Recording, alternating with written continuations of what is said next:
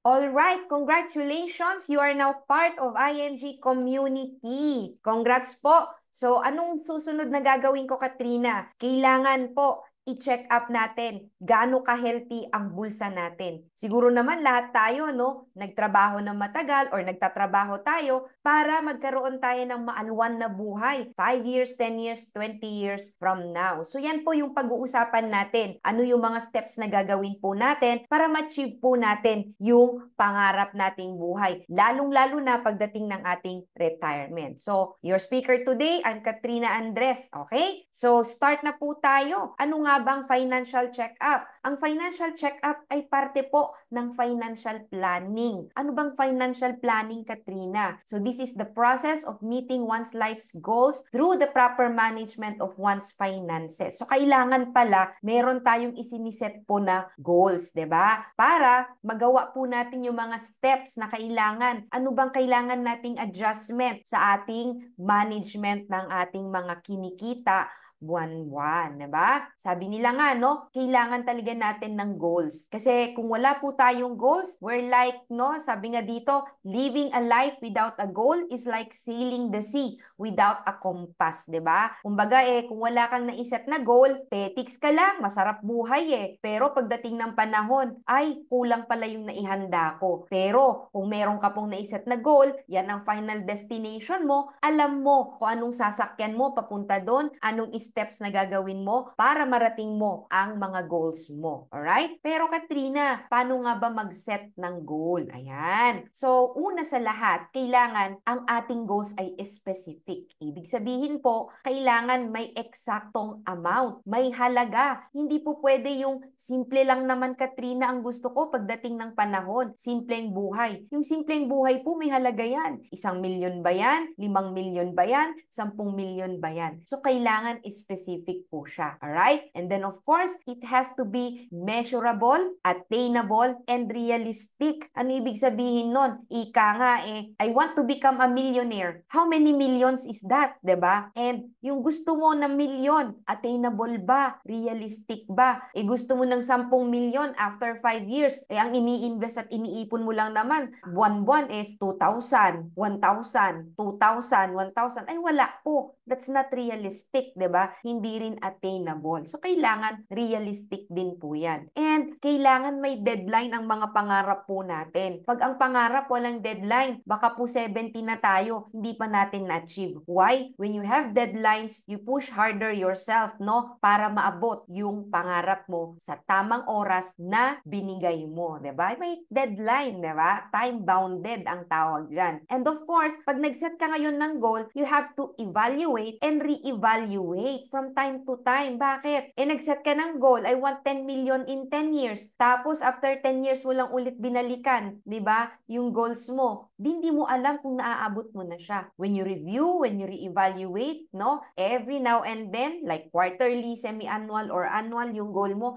nakikita mo that day in, day out, month in, month out, year in, year out, lumalapit ka ma-achieve yung goals mo. Di ba? So, our goals should be a smart goal, 'di ba? Kailangan matalinong goal. It has to be specific, measurable, attainable, realistic, time-bounded, and you have to evaluate and re-evaluate from time to time, 'di ba? And sabi nga ni Jim Rohn, no, goal setting is powerful because it provides focus. It shapes our dreams. It gives us the ability to hone in on the exact actions we need to perform and achieve everything we desire in life. So, pag may naiset ka pong goal, alam mo eksakto yung steps na gagawin mo para ma-achieve mo lahat ito. Pero kung wala kang naiset, 'di ba? Okay lang yan. Nagsisave ako, kampante buhay. Pagdating pala ng ating retirement, ay kulang pala. So what happens? We were not able to achieve the life na isinet po natin. Alright? Now, in checking up your finances or setting up your goals, there are 5 things that you need to know. Okay? What are those, Katrina? Una, know what you want and why you want it. Dapat alam mo kung ano yung gusto mo at bakit gusto mo. Diba? Pangalawa, know where you are now. Ibig sabihin, dapat alam mo kung nasaan ang estado mo financially. Pangatlo, know why you are in your present situation, 'di ba? So kung nandyan ka ngayon sa kinalalagyan mo, marami kang utang, kailangan alam mo kung bakit ganun, 'di ba? Para masolusyonan mo. And of course, know what you can get with what you have. Okay, Katrina, ito ang meron ako, ito yung gusto ko. Pero ano bang pwede kong simulan sa ngayon? Kasi ito pa lang ang kaya ko. So kailangan alam po natin what can we get kung ano yung mapagsisimulan po natin. And of course, know how to get what you want, 'di ba? Kailangan alam mo paano mo abutin yung sinet mong goals, yung mga pangarap mo. Alright? So, isa-isahin po natin yan. Know what you want and why you want it. Ano ba yung gusto mo? Ano ba yung pag-big why mo? Ano ba yung pangarap mo? Ano ba yung reason ba't bumabangon ka araw-araw at lumalaban sa buhay? Oh, I'll give you some examples, no? Maybe some of these, eto yung mga gusto mo, ang reasons mo, ang big why mo. Maybe gusto mo nang bayaran lahat ng utang mo as fast as you can. Or maybe kulang pa, wala ka pang education ng mga anak mo. You want to send your kids to college or become a better provider for your family or support your aging parents, 'di ba? Tumatanda, kailangan ng panggamot, wala tayong maibigay, 'di ba? Or maybe you want to replace your wife and husband's income po ha, ang kailangang i-replace. And of course, maybe you want to fire your boss, sawa ka na sa pagiging empleyado, sawa ka ng laging napapagalitan, sawa ka na hindi ka nare-recognize, diba? Number 7, kung ikaw ay isang OFW, baka pangarap mo nang umuwi for good, o diba? Parang ako lang, diba? Pangarap ko yan dati, pero ngayon nangyari na, back home in the Philippines for good na ako for 7 years, okay? And of course, maybe you want to travel the world, pero wala kang pang-travel, di ba? Or maybe matulungin ka, gusto mo magbigay sa charity, pero paano nga ba tayo magbibigay sa charity kung tayo mismo charity work, di ba? So kailangan, pwede natin yan maging goal. And of course, you want to become somebody. Gusto mo ma-recognize ka. Gusto mo ma-recognize din ang mga effort mo. So just maybe, no, some of this are your whys, di ba? Very important yan. Step 1 yan. Kasi sabi nga nila, when you know your why, the how becomes easy. Ika nga, di ba? Then number 2, where are you right now? Nasaan ka sa finances mo ngayon? So, saan mo yan malalaman? Kailangan alamin mo, no? Gawin mo yung statement of assets and liabilities and net worth mo. Or yung tinatawag po nating SALN, di ba? So, ilista mo lahat, assets mo, magkano na ba value ng house and lot ko, motorsiklo ko, computers ko, jewelries ko, mutual funds ko, kung meron, may kondo ka, appliances, watches, no, gadgets, and anything na pag-aari mo. Anong current market value? Isulat mo lahat yan. No, very important po ang nagsusulat. Then, i-total mo yung assets mo. Tapos, kung yung bahay mo may loan, kung yung car mo may loan, kung may utang ka, ilista mo lahat po ito. Kasama po yung mga interest na kailangan mong bayaran until ma-fully pay mo. Then, you have your total liabilities. I-less mo yung liability sa assets, makukuha mo po yung net worth mo. Ibig sabihin, that's where you are right now. So, ganito po yung formula. Assets, less liabilities, equals net worth. So, ang tanong, positive ba ang net worth mo o negative? Diba? Mas malaki ba ang utang kaysa assets? Or mas malaki ang assets kaysa utang? Diba?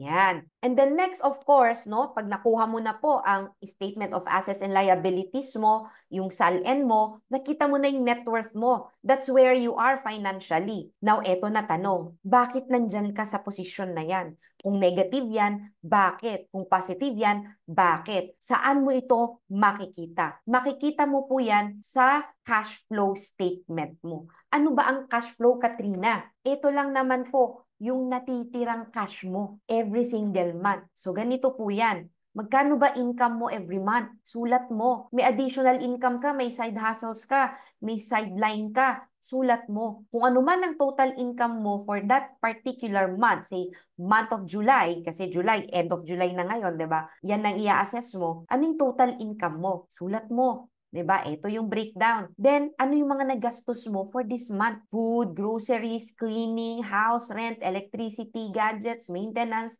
clothing, medicines, food, salaries, tuition, everything. Isulat mo mula sa piso hanggang sa pinakamalaking expenses mo. Then, i-total mo yung total expenses mo. Ibawas mo sa income Kung ano yung natira, yan yung cash flow mo. So, ganito po yan. Income less expenses equals cash flow. Diba? Ano ba ang cash flow mo ngayon? Positive ba yan or negative? Diba? Ngayon, i-analyze natin yan, no? Ano ang sitwasyon mo? Kapag kinompute mo po yan, ang lumabas sa net worth at cash flow mo ay parehong positive, ito po sitwasyon mo. You are in a good situation. You have extra money to start your investment plan. Ganda, di ba? So, anong kailangan mong gawin? Kailangan mag-grow mo yan, kailangan maprotektahan mo din kung ano na ang nasimulan mo. So, ano dapat ang gawin natin? You have to get into financial industry. And being a member of IMG, magagawa mo talaga yan. Magagawa mo yan sa platform natin. Paano naman, Katrina, kung parehong negative ang net worth ko, negative pa ang cash flow ko? Naku, very challenging na sitwasyon po yan. You are living beyond your means. Ibig sabihin po, malaki na nga utang mo, hindi ka nagbabayad ng utang, panay pa rin ang gastos mo. So, anong kailangan kong gawin, Katrina? You have to adjust your lifestyle, live below your means, and find ways to make extra income. Kasi hindi ka makakapagsimula talaga niyan. And of course, being part of IMG, matututunan mo din yan gawin. Now, paano kung positive yung net worth ko, Katrina, pero negative ang cash flow ko? Anong ibig sabihin nun? It means you are spending more than what you earn. Negative ang cash flow eh. Ibig sabihin, mas malaki expense. Eh, bakit positive ang net worth? Pinangbabayad mo sa negative cash flow mo, nanggagaling na sa assets mo. Ibig sabihin, you are using some of your assets to pay your expenses. So, nauubos ang ipon mo. Okay? So, anong dapat mong gawin? Do not spend more than what you earn. Live below your means. Again, extra income. Diba? Extra income. Pababain ng expense, bakyatin ang income. Alright? What if, pwede bang mangyari to, Katrina? Negative ang net worth pero positive ang cash flow? Pwede. Ano ibig sabihin yan? Abay, ang dami mong utang pero hindi ka nagbabayad. Yeah? You have some money, but you are not paying your debts or liabilities. So pay off your debts, no? And of course, increase your income and reduce your expenses. That's the solution that you have to do. Pero kung nandito ka na at part ka na ng community, lahat ng solution na yan, kaya mo pong gawin. Basta bigyan mo ng oras, aralin, at sundan yung mga steps na ituturo sa atin dito. Alright? Ito na tanong. What is your situation today? Asan ka dyan? Diba?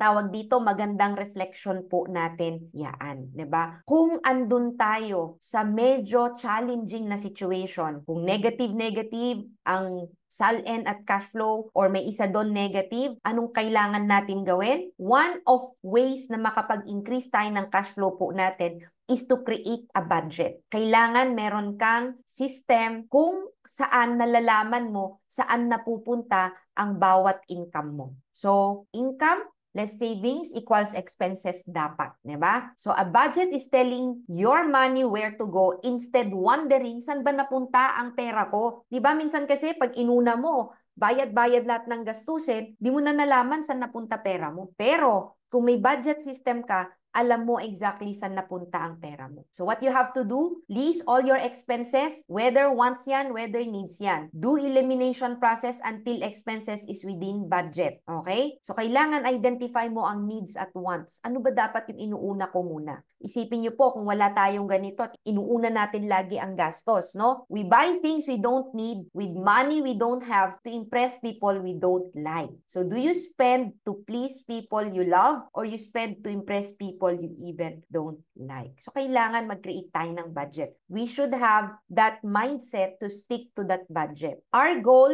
is to be truly rich, not just to look rich, 'di ba? So minsan no, may mga ganun po tayo, no? Kahit ako dati po gastador din ako eh, 'di ba? Very particular din ako sa mga magagarang suotin, 'di ba? Kung wala ka namang ipon, 'di ba? Eh wag mo na nating gawin. Kung may ipon ka na, pwede pa rin naman, 'di ba? But of course, the simpler the better, no? Mas mabilis tayo makapag-ipon. Alright? Now, pag may ipon ka na, eto na tignan natin nasaan ang ating kaperahan. So, what is the current status of your financial foundation? O, 'di ba? Dun sa orientation natin, videos natin, diniscuss po natin ang solid financial foundation. Ito ba ang sitwasyon natin ngayon? May konting investment, maliit ang emergency fund, ang laki ng utang, konting insurance, konting healthcare lang. 'Di ba? Kung ganyan ang financial house mo, hindi kaya madaling gumuho, 'di ba? Hindi kaya madaling maubusan tayo ng pera at mag-negative, malamang. So IMG can help us have this kind of financial foundation. Yung solid, yung hindi basta-basta guguho kahit may mga emergencies. So, kung tayo ay may pera na-improve na natin yung ating cash flow, 'di ba? Ano yung dapat natin pinagtutuunan po ng pansin? What are the things that we should be having? Ano yung mga bagay na dapat pinag-iipunan natin? Minsan kasi nakafocus lang tayo sa isa, dalawang bagay, investment, stock market, pero we neglect to realize ng dami pala nating kailangan. So, ano yung mga dapat nating pinaghahandaan? Alright? Kung titignan po natin, ano yung goal ko? So, ito ang ipapakita natin. It's the basic formula. Kung ako ay magsiset ng goal, ano yung minimum na goal ko dapat? This is what you need in the future. And then, tingnan natin ano na yung meron ka so that you know ano yung steps na gagawin mo. What's your plan to achieve your goal given your current situation? Alright? So, ano yung una? Example, no? Dito sa example natin, kumikita daw po ito. Si Juan de la Cruz, kumikita ng 25,000 a month, 300,000 a year. Now, tignan natin, ano ba ang minimum dapat na ginugol ni Juan de la Cruz kung yan ang kinikita niya. So, kung gusto ni Juan de la Cruz magpundar ng investment, magkano dapat? It should be annual income times 20. So, nakikita po natin yung formula dyan, no? Annual income times 20. So, annual income niya is 300,000 times 20. Ang dapat na minimum goal ni Juan de la Cruz is 6 million. Diba? Bakit yan ang minimum goal? Because yan yung kinikita mo nung actively kumikita ka pa. Diba? So, kailangan may portfolio ka na ganyan because if this portfolio is invested at 5%, o di, kinikita mo lang din yung kita mo nung nagtatrabaho ka pa, pero hindi mo na kailangan kumayod. Siya na nagtatrabaho para sa'yo. Kahit sitting pretty ka, may pumapasok sa yung income as if nagtatrabaho ka pa. O di ba? Passive income ang tawag dyan, permanent income. Ngayon, anong meron ka na, 'di ba?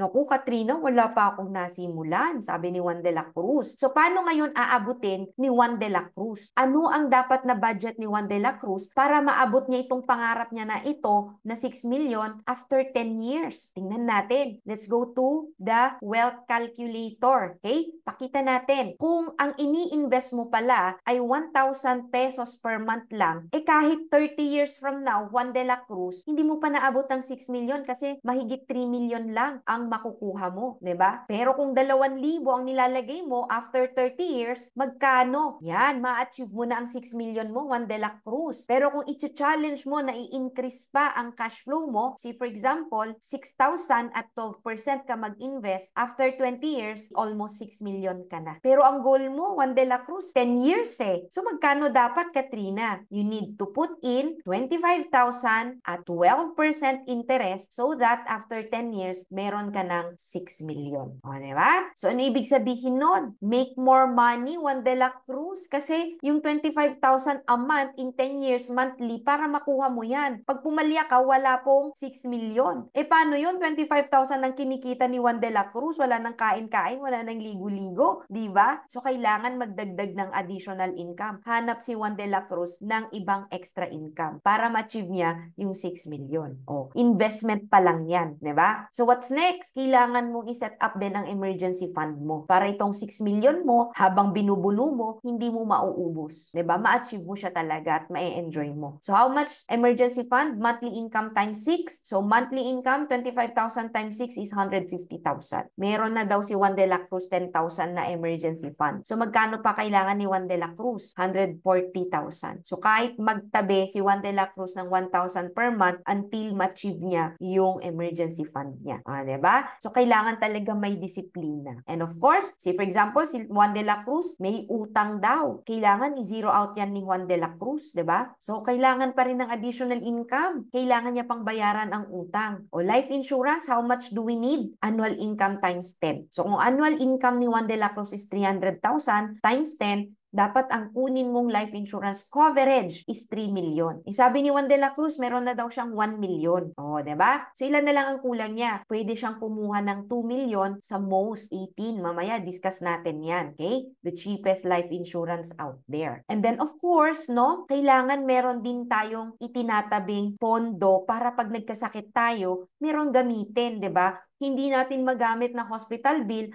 ang investment na binuno natin for 10 years. Okay? We need to save up long-term healthcare. At least 1.5 million. Sabi ni Juan de la Cruz, may $500,000 na ako, Katrina, dyan sa healthcare fund na yan. So, kailangan na lang ni Juan de la Cruz 1 million coverage, which is a K100 plan with Kaiser. Kung titingnan po natin, abay halos kailangan pala ni Juan de la Cruz ng cash flow na 100,000 per month para lahat ng goals niya, mapondohan niya along the way. Magkano lang ang meron si Juan de la Cruz? 25,000. So, kailangan ni Juan de la Cruz ng additional 75,000. So, anong solution? If you are part of IMG can help you increase your cash flow, no? Do the IMG mission, do the IMG business. But among this, ano ba dapat ang inuuna po natin? Investment ba agad? Well, pwede naman kung gusto mo, pero kung gusto mo, ang investment mo ay hindi basta-basta nawawala or nagagamit during emergencies or pagkakasakit, 'di ba? Well, kailangan po nating simulan ang financial house natin mula sa baba pataas. Kailangan po mula sa pundasyon. And ano po ang pundasyon natin? It is our health, it is our life, 'di ba? So very important that we start building it from ground going up. One of those things that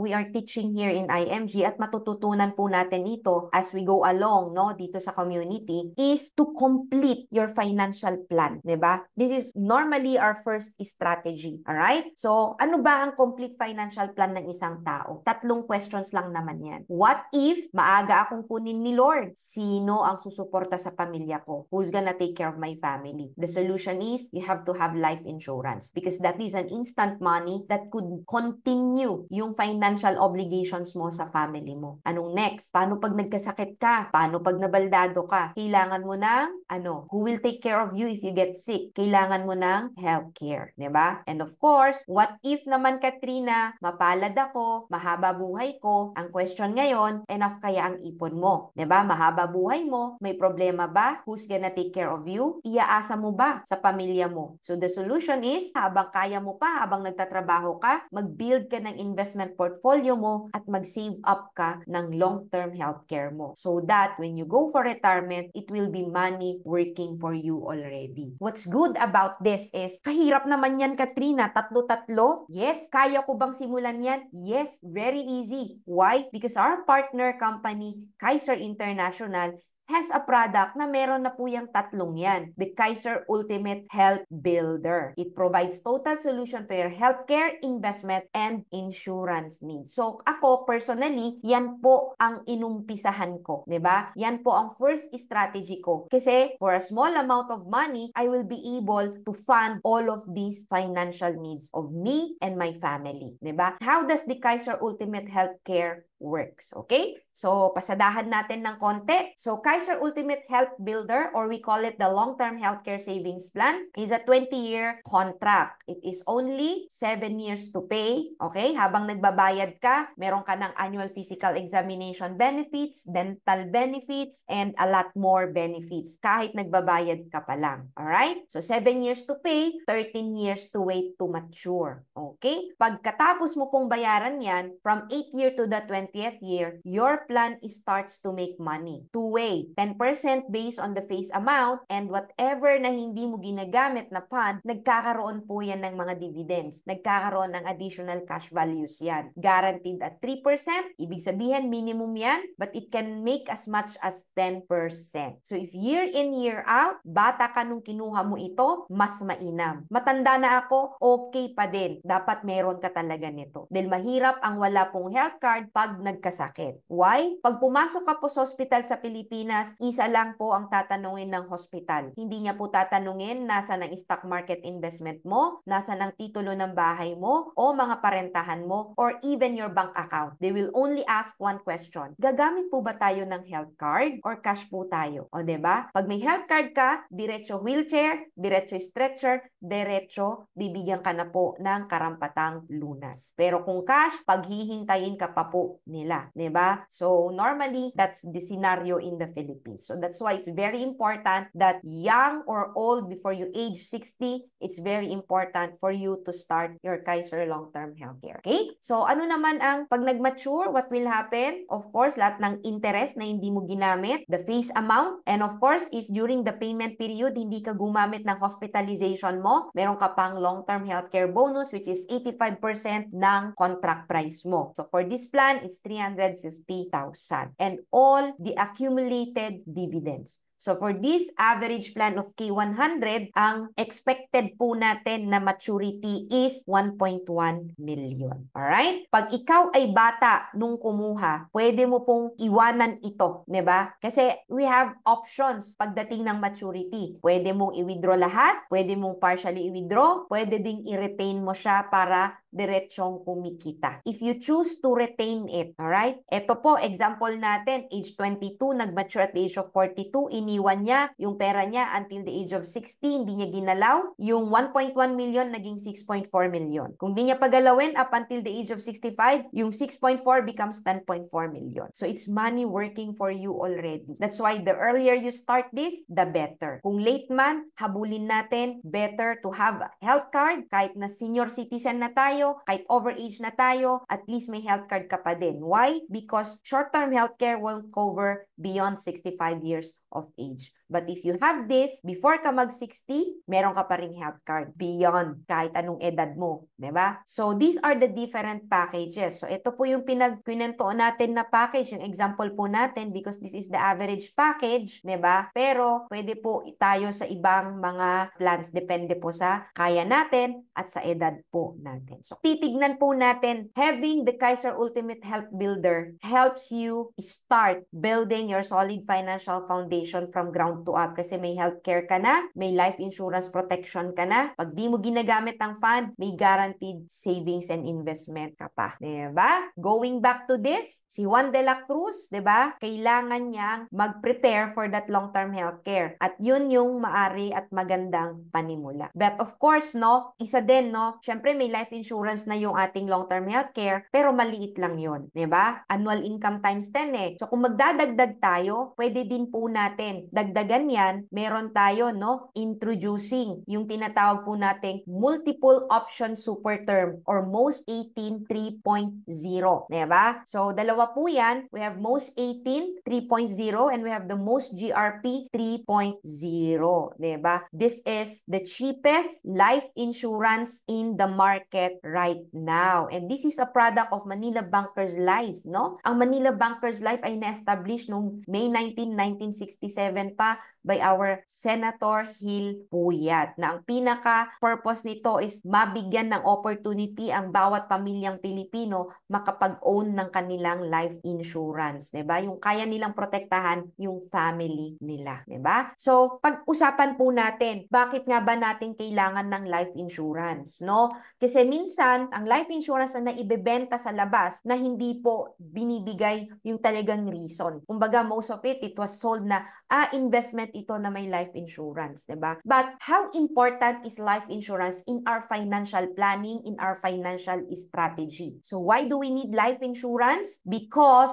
when we die, our family needs to live. Diba? Pag namatay ba tayo as breadwinner, kailangan mamatay din sa gutom ang pamilya natin? Hindi. So if we truly love our family, we work hard for them, we love them, ang laki ng pangarap natin para sa kanila. Ang bawat gising natin, ang bawat trinatrabaho natin, natin para sa pamilya natin, para maibigay natin yung magandang buhay. Hindi po ba? Kaso hindi po natin hawak ang buhay natin. What if unexpectedly kinuha na tayo, 'di ba? What will happen to our family? Maghihirap. They will go to poverty. So ano pa lang silbi ng life insurance? Isa po itong kalso, stopper, that if something happens to us, hindi magbabagong life standard ng family natin. Hindi sila maghihirap, 'di ba? So that is the purpose of life insurance. And dapat po bumibili tayo ng life insurance because of its purpose. Wala na pong iba. So there are 4 cornerstone of a good life insurance product. Ano yung mga dapat natin kino-consider? Ito bang life insurance product ko na ito may magandang growth, may higher rate of return ba to? 'Di ba? Kasi pwede kasi na may life insurance ka tapos may savings ka, 'di ba? Tapos ito bang life insurance ko pag may savings, may safety net ba ito? Ibig sabihin, hindi ba ito magne-negative? Tapos yung kikitain or yung magiging proceeds, may tax advantages ba ito? And mura ba? So growth, safety, tax advantage, low cost protection, unbundled. And these are the features of multiple option super term 18, diba? So what is multiple option super term 18 or in short, MOST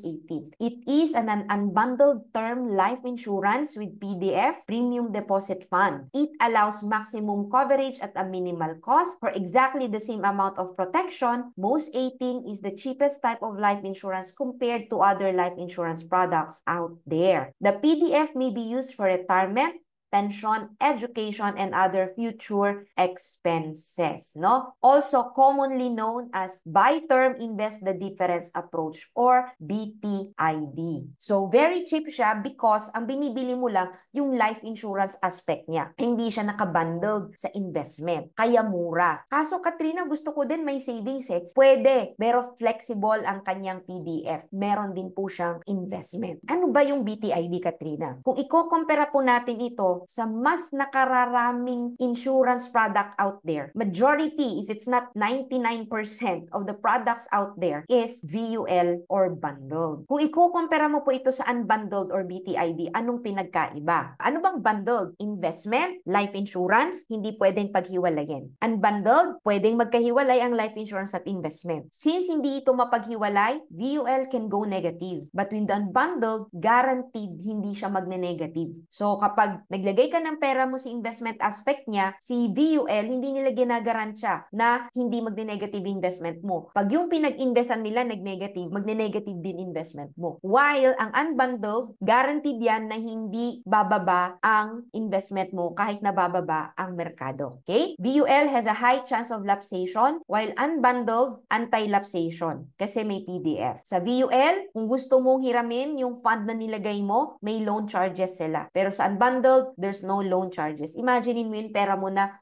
charge ka pa ng interest, diba? With VUL, there's a lot of fees na binabayaran. Sa unbundled, there's no fees. Expensive ang VUL, affordable ang BTID. And of course, fixed death benefit ang VUL. Dito, increasing death benefit kasi may PDF siya. Alright? So now, pag-usapan natin, ano ba yung mga features ng multiple option super term 18 or MOST 18 as we call it? Ang ating pong MOST 18 ay term insurance. Why term? Because this is the cheapest life insurance out there. Since gusto natin makapag-ipon, may premium deposit fund ito or PDF, savings investment component niya that earns interest every year and has a floor limit. Your money will not go negative, guaranteed yan. Because the lowest na pwede nilang kitain is yung interest rates ng savings account ng 3 top local banks, no, in the Philippines. So, ibig sabihin, guaranteed, hindi siya talaga magne-negative. 18 years coverage period, you are protected for 18 years. Renewable, you may renew your policy at the end of 18 years and before reaching the age of 60. And you can also convert this kind of plan sa mga permanent life insurance plans, no? Kasi may iba't ibang klaseng plans out there. Siyempre, very flexible ang payment options natin. You have the freedom to choose the payment term that fits your budget and lifestyle. So, kung ano yung kaya mong budget, pwede mo siyang i-adjust, no? Pakita ko sa inyo yung options later, okay? And meron din po itong ADB or Accidental Death Benefit Rider. This provides cash benefit in addition to the policy's basic death benefit if the insured dies due to a covered accident. Okay? So, tawag dito, may additional ka pang accident insurance on top of the death benefit. So parang nagta-times 2 ang coverage mo. Meron din po itong payer's death and disability benefit rider. So this is applicable if ang insured is minor. Let's say yung anak ko, ako ang payer. So may coverage yung anak ko, may coverage din po ako as payer. And meron din itong terminal illness rider. Ibig sabihin, pag meron tayong terminal illnesses, meron tayong pwedeng asahan na fund from most 18 plans, no? Insured may apply for claim if the insured is diagnosed to have illness and life expectancy of 12 months or less. So, ibig sabihin, meron na po tayong tanning, diba, ng less than 12 months. The family, no, or the insured can get at least half, no, ng coverage niya to help, no, dun sa pagpapagamot. The remaining benefit will be given if nag-pass away talaga yung ating policyholder na may terminal illness. Alright? And on top of that, no, may terminal illness benefit ka ng 500,000, may critical illness rider pa, pangdagdag pang pa-hospital pa, which is 30% of the basic death benefit or a maximum of what? 30,000. So kung 1 million ang coverage, 30%, diba? 300,000 pala. Sorry. Okay? So critical illness provides additional 30% of the basic death benefit to the insured in the event that the insured is diagnosed with the critical illness, no? Anong pinag-iba ng terminal sa critical? Pareho lang po yan, pero, 'di ba, may additional ka pa. This can help alleviate the expenses incurred by the family during the ailment. So, habang nagpapagamot, okay? So, there are covered critical illnesses, no? Yan. So, pag nag-fall dyan ng mga sakit natin, we can get additional benefit of critical illness rider. Alright? So, ito po yung mga sample po ng table ng price list, no? So, say for example, gusto ko, Katrina, meron akong 1 million coverage. Pag namatay ako, my family gets 1 million. Pag naaksidente ako, additional 1 million. Pag nag-terminal illness ako, may 500,000 akong pang-pa-hospital. Tapos may critical illness pa akong 300,000. So, 30 years old ako ngayon. Magkano babayaran ko sa isang taon? If you're 30 years old, all you need to pay is approximately 7,188 pesos. Kung 40 ka, 11,756. Kung 50 ka, 22,882. So, di ba ang baba, pero ang laki ng coverage mo. Why? Because it's multiple option super term. It's a BTID. Okay? BTID product. So, tignan po natin. Pag nag-save tayo, no, kay Most 18 sa PDF, 'di ba? Ito po yung performance ng PDF up until 2021. Kahit na nagne-negative po ang stock market natin at ang mga mutual funds ay hindi po kumikita, si PDF po puro kita. O, 'di ba? So, ang galing, 'di ba? Ang galing ng ginagawa nila. Alright? Ano yung pinagkaiba, Katrina, ng Most 18 3.0 at Most GRP 3.0?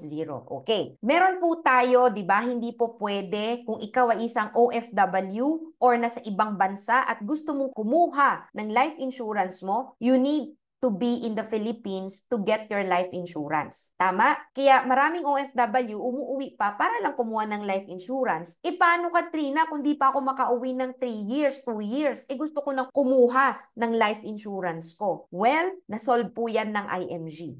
We have what we call the Most GRP. So the multiple option super term group or GRP, no? So anong pinag-iba nito? So, kailangan, di ba, this is exclusive for IMG members only. So, dito sa Most 18, pag eto gusto mong kunin, kailangan nasa Pilipinas ka.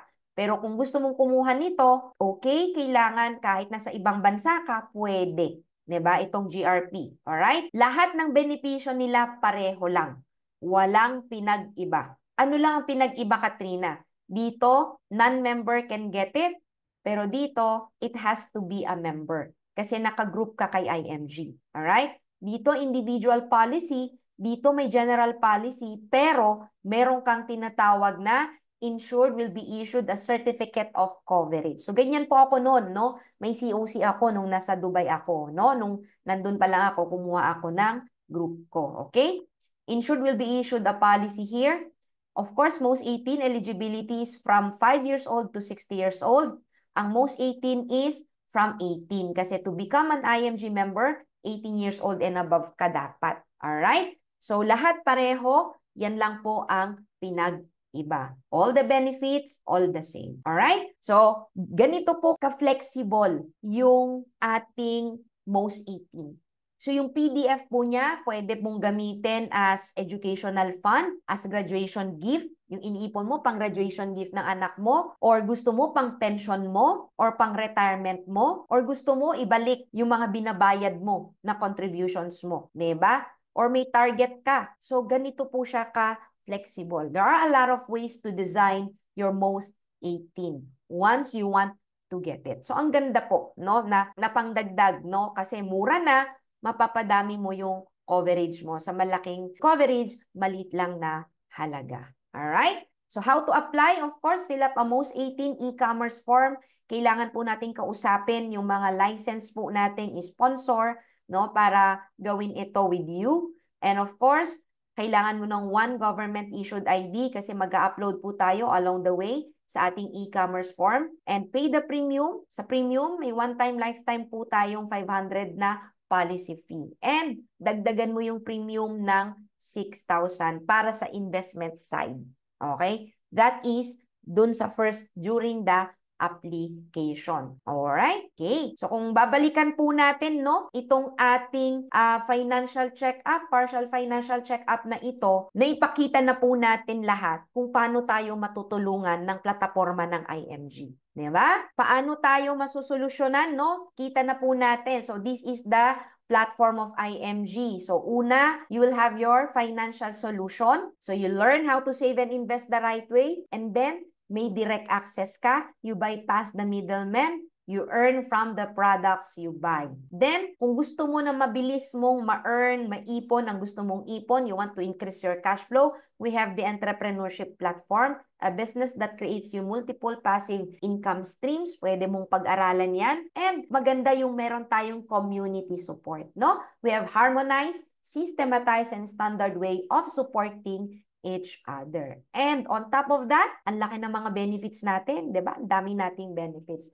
We have more than 60 benefits and it's counting, di ba? Nagdadagdag po yan lagi-lagi. Ito, no, we have one-stop shop ka na sa lahat ng pangangailangan mo. Healthcare, we have Kaiser, Life Insurance, Manila Bankers Life, we have mutual funds for investment, real estate, allied financial services, non-life insurances, everything is here. You can DIY your investment because when you DIY your investment, you bypass the middleman, mas mabilis mong ma-increase yung cash flow mo, diba? Makakatipid ka, dadami ang pang-investment mo. Pero kung wala kang ganitong platform, paano mo i-DIY? Paano ka makakatipid? Diba? Hindi rin. Kaya, being a member of IMG, that's the best investment na unang ginawa mo because that is your investment to yourself that will bring back more. Diba? Mas madaming ibabalik yan sa iyo. Basta, follow it step by